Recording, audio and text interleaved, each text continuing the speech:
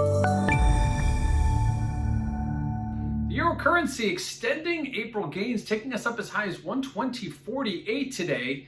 Recall we ended March at about 117.30, and today's high of 120.48 gets us as high as we were back on March 4th. So it's been quite a while. We've seen we're kind of getting a little top heavy here, but the trend is your friend, continues to push higher. A lot of hope and optimism being priced in here. We can tell that in the euro currency. We'll talk about that in one quick moment. But again, the highest we've been since March 4th. Now, what does that look like in volatility?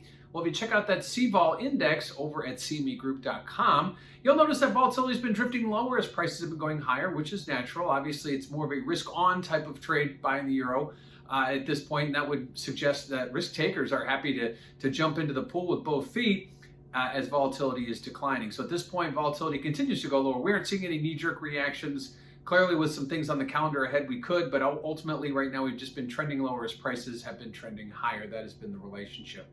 And lastly, what do we have this week? The big event over in Europe is going to be the ECB meeting on Thursday.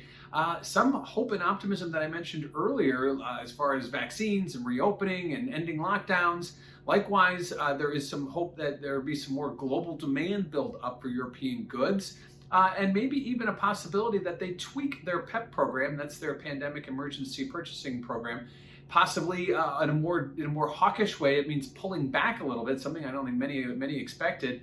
Yields remain stubbornly low, so borrowing costs are cheap for governments. So at this point, it looks like a lot of good news is being priced in to this ECB meeting. Whether we get that or not is another story. We got to wait till Thursday.